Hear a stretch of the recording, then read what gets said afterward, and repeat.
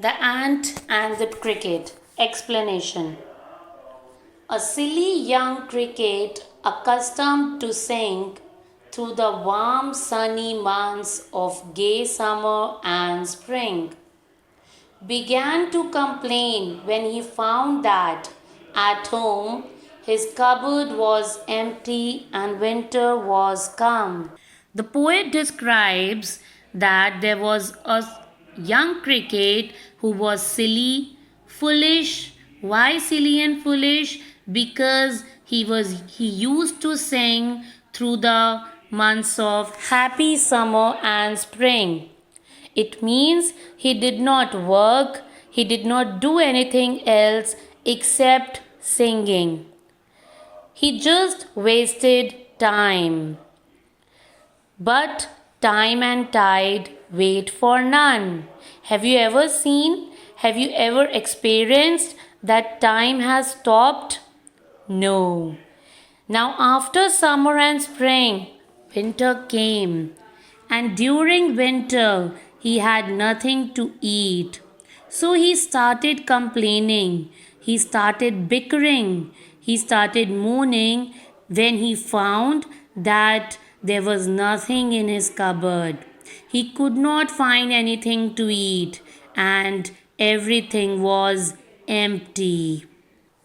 Not a crumb to be found on the snow covered ground.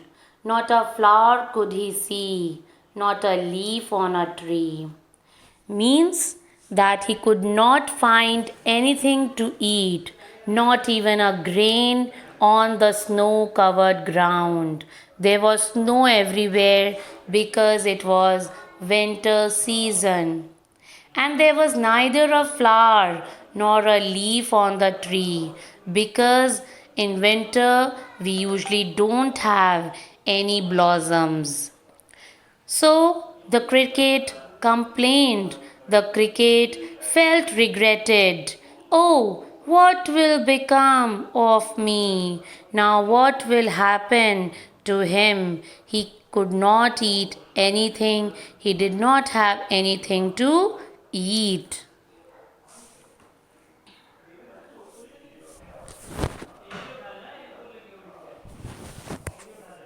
At last, by starvation and famine made bold, all dripping with wet and all trembling with cold, away he set off to a miserly ant to see if, to keep him alive, he would grant. Finally, he was dying of starvation and hunger, all dripping with wet, and everywhere there was cold season. Everything was wet due to the dewdrops of snow. And finally, he went to a miserly ant. Miserly ant here means the hard-working ant. Ant is the creature who is hard-working, while cricket is the creature who is silly, who is foolish, who is lazy. And to see if, to keep him alive, he would grant him shelter from rain. He thought that he would go to ant to seek help, to seek shelter. He thought that ant would provide him shelter from rain and a mouthful of grain and handful of grains so that he could fill his belly, he could fill his tummy for the season. And the next season he would work. He wished only to borrow, he would repay it tomorrow. He thought that today he would seek help from the ant, and in the next season he would work hard and finally repay whatever ant had given him. If not, he must die of starvation and sorrow. And if the ant would not help him, he would die of the hunger, he would die of hunger and the upset situation. You think ant would help the cricket? and you think the ant should help the cricket or not. Pause the video for a moment and think about it. This is a fable where animals are represented as characters. So the person who is lazy is a cricket, and the person who is hardworking is an ant, according to the poem. Let's see what happens next. Says the ant to the cricket, I am your servant and friend. But we ants never borrow, we ants never lend. But tell me, dear cricket, did you lay nothing by? When the weather was warm, quoth the cricket, not I. Now the cricket seeked help from the ant, but the ant replied that there is no doubt that I would help you and I am your friend. But we ants don't believe in sharing, don't believe in borrowing or lending. We never take things, we never give things. But he asked the cricket, tell me, dear cricket, you haven't saved anything for the future for this season? You know that winter season would come, so what did you do? You haven't saved anything? The cricket replied, no, not I.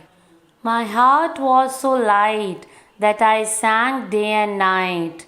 For all nature looked gay, you sang, sir, you say.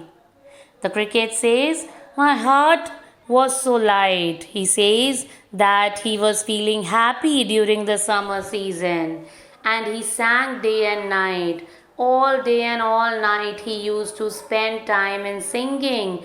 He used to spend time in enjoying. For all nature looked gay to him, looked happy to him. So he just spent time in singing, in doing his leisure work. But he did not work hard in saving grains for the winter. So the ant commented that even now you can sing. You sang, sir, you say. So now you dance the winter away. So this season also you can dance, you can sing. Why don't you do this only in this season?